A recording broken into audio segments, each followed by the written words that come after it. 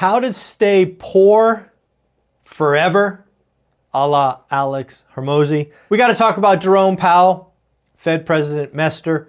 We're going to talk about something that Lambert just put out. And finally, what is Barbara Corcoran saying about the real estate market? And more specifically, what is Barbara telling sellers to do today? Folks, let's get into it. Lots of great stuff to talk about. Let's start with good old Jerome Powell and his Jackson Hole speech. Folks, over the last year or so, you have heard me repeatedly criticize Jerome Powell for not talking tough, but really being dovish. What I mean by that is I believe Jerome Powell has had kind of split personality. He needs to talk tough so the market understands higher for longer. Right? The market, as of last week, was still thinking the first rate cut is coming in June, things of that nature. I believe Jerome Powell's current vision of the future is A, they're done raising rates, and B, no rate cuts in 2024. So again, I believe what Jerome Powell is trying to do is to kind of split the market and get the market saying, hey, okay, higher for longer, normalized rates, all of those things. So again, I think if you listen to Jerome Powell's speech on Friday, it was hawkish. But if you read the speech, it was actually quite dovish. So again, I am making a call right here, right now. The Fed is done. If I am wrong and they raise rates, I will, of course, wear my swing and a miss shirt. I have it right over there. But yeah, I think they're done. I think they're done. I think there's some internal debate going on, but there are so many signs that the economy is clearly slowing down. Just the interest expense on debt. All of these things are piling up to say, the Fed, you've done enough. Let's wait and see. So again, that was Jerome Powell's speech. I have more discussions on that in the Friday and Saturday daily financial news that we'll post at 9 and 10:30 if you want to check those out. Let's go to Fed President Mester. Loretta Mester was out talking the other day. These were some of the notes that I took from it in no particular order. She thinks that one more hike might be required, but not necessarily September. Right? No rate hike in September. Let the data come in. We'll see what we see. Once we stop, we will be on hold for a while. Higher for longer. She says we have a good shot at delivering 2% without damaging the real economy. This one blew me away. She wants to get to the 2% target by 2025. Yeah, I think they're going to get there in 2024. The data around shelter starts to roll over this month, and we'll see it in a couple of weeks, and it gets better the next several months. So we shall see. We do got to watch oil and gas prices. Although with China slowing down, the rest of the world slowing down, you got to imagine oil comes in a little bit, but we shall see. Loretta said something that takes some guts to say. Under tightening is worse than over tightening. Now, why is that? Because if you under tighten, it could allow inflation to get entrenched and you have a bigger problem, right? A bigger monster. You didn't put the monster down, the monster got up. Over tightening, I believe the Fed knows how to fix that, right? You cut rates, you do an emergency meeting, whatever it is. She did say core inflation is too high. I do believe shelter inflation starts to roll over, starting with the September print in October and November and December. But we just got to get there and make sure. And then finally, this is the statement that I believe the Fed presidents and specifically Jerome Powell believes. They have to be patient. They've done a lot.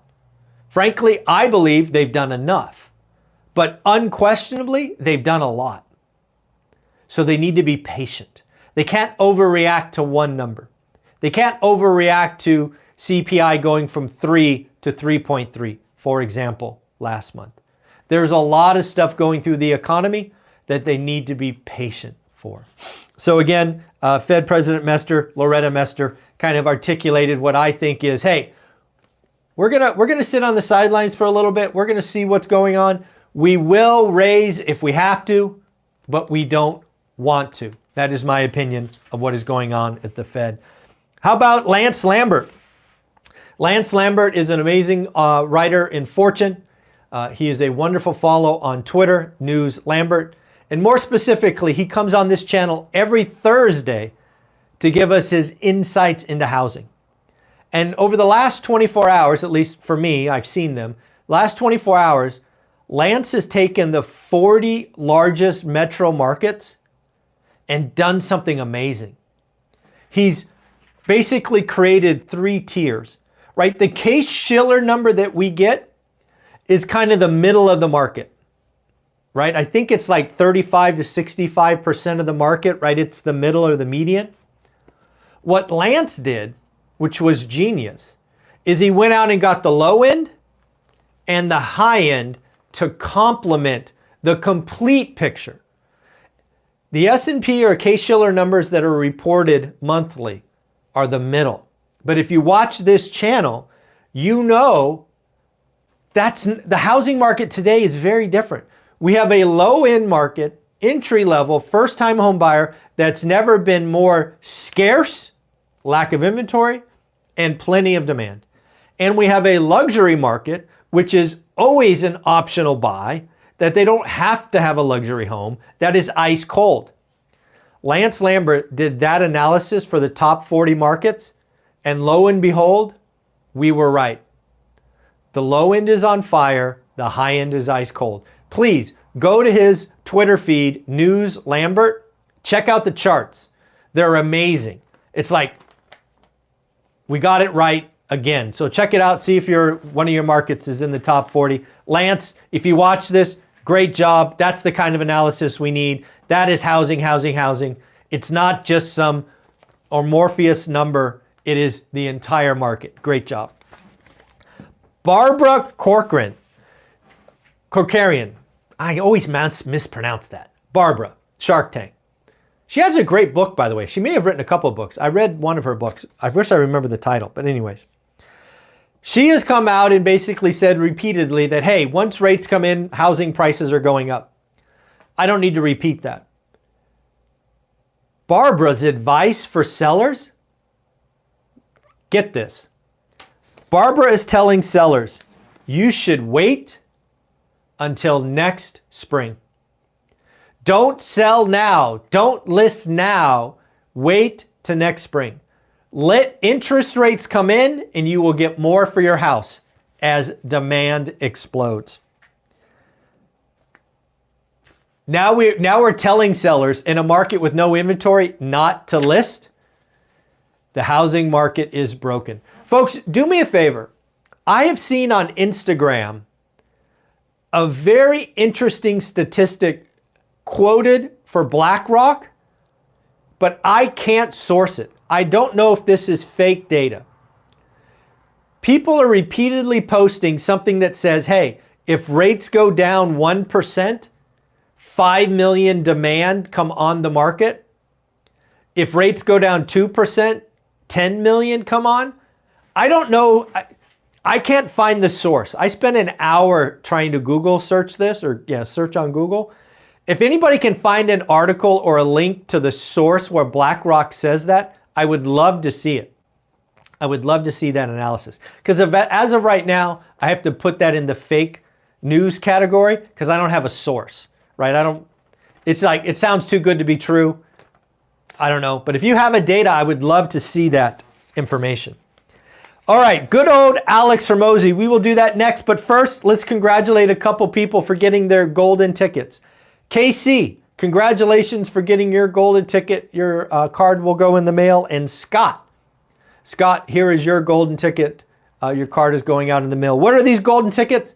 These are people who follow or influenced by one rental at a time that got their first deal. You can only ever get one of these. Casey and Scott, congratulations. After that, if you get your second, third, fourth deal, you will get a black card because we celebrate all wins. Everybody doing the work, we celebrate you. So congratulations, Scott and Casey. Now, how to stay poor.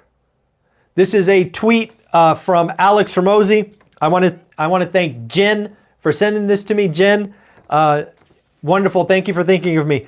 Here we go. How to stay poor forever, according to Alex Hermosi. Start tomorrow. Read books, do nothing. Take advice from poor people on how to get rich. Take advice from failed mortgage brokers and kids who live in their mom's basement. Pick a spouse who makes you feel guilty about working. Fail once, quit forever. Blame your circumstances. Blame other people. Expect the government to save you. Value the opinions of others over your own. Complain. Think the world isn't fair. Oh, I'm sorry. Think the world is fair. Ooh, that's a subtle tweak in that. That's a good one. Think the world's not fair, folks. Avoid discomfort. Growth comes from being discomfort. Tolerate mediocrity. Make promises, break promises. Wait for perfect conditions. Prioritize looking rich over being rich. Avoid working on what matters most. Stay busy, accomplish nothing. Say you're going to do something, don't do it. Do what 99% do. Expect to be in the 1%. Do your best rather than whatever it takes. Talk more, do less.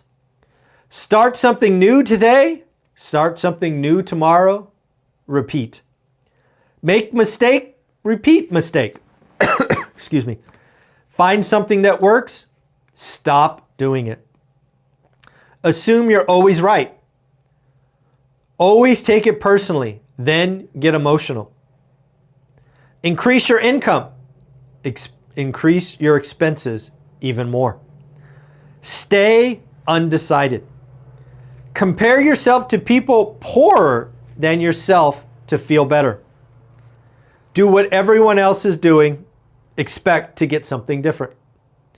Do things to make everyone else happy. Value entertainment over education.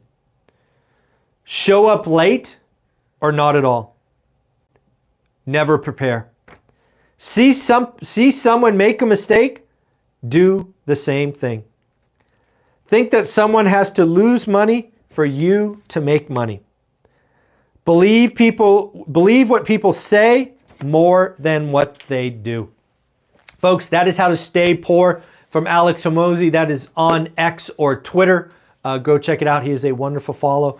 And then finally, we are doing the first live 10-week boot camp for one rental at a time. Again, it is, I consider it expensive at $1,000. You do get all kinds of free goodies. You will get 10 weeks of my time. It will change lives, but it is not for everyone. If you have to put this event on a credit card, please do not buy it. Watch the free content here. Maybe get my $15 book, or if you want, get the $47 buy box, 2-hour buy box video. And again, if you want it and you don't have the money, reach out. Charity, I will give it away to you for free. Please don't take advantage of me. But hey, if you need it, you need it. By all means, let's go. Folks, if you have already bought the boot camp, remember I sent you 5 questions. About half of you have already answered. Thank you very much. The other half, I'll try to send a reminder email today or tomorrow. But yes, those 5 questions, I want to know more about you, where you are and what's important to you. It will allow me to prepare and over-deliver. And then the agenda, the format of our 10 weeks. I will bring one topic. We will talk about one thing as a group for about 30 minutes. And then there will be up to 90 minutes of questions. I understand that everybody coming to this boot camp are at very different places. I will have a framework for the 10 weeks, but if you're like the first topic, how to find or pick a market. Some of you already have a market. So that first 30 minutes may not be relevant to you. But remember, the next 90 minutes, you can ask me anything you want. You are going to get my time. I want to over-deliver to the people who are here. I want to make sure that you are getting value each and every week. I will hold you accountable. I'm taking notes. I'm going to do my best to treat you like one of my sales reps. I'm going to talk to you where you are at in your process. We are going to set incremental steps, and believe me, I will follow up. For example, maybe you don't know a market. So what I might tell you or ask you or suggest to you is, hey, do me a favor. Think about these 5 or 6 things, and the next time we meet as a group, I want to hear 3 markets we're looking at. Maybe you're like, Michael, I know what market I want. What do I do next? Well, great. I'm going to give you a task. I'm going to give you some things to do. And believe me, I will follow up. Folks, in this boot camp, I will pat you on the back and kick you in the butt based on what I think you need. I am hoping everyone interacts. I'm hoping this group gets together and moves together. I look forward to it. We likely will have our first call on the Friday, the first full week of September after Monday, Labor Day. It'll be a Zoom call Friday, maybe 6 o'clock Pacific. I'm still juggling some times. But if you want to be a part of this, if you want to move the needle, there'll be a link below. You can buy it on my website. It's the 10-week journey. You get all my courses. It's like $700 or $800 worth of stuff. We're going to be together 10 weeks over the next 6 months or so. If you're stuck, let's go. If you don't know what to do, let's go. But again, remember, please do not buy this if you have to put it on a credit card. If you're going to pay interest on this and the $1,000 is going to end up being $3,000, don't buy it. Watch the free stuff, buy the book, get the buy box for $47. It's totally okay. All right, everybody, take care of yourself. Have an amazing day. One more time, let's give it up for Casey and Scott. Bye-bye.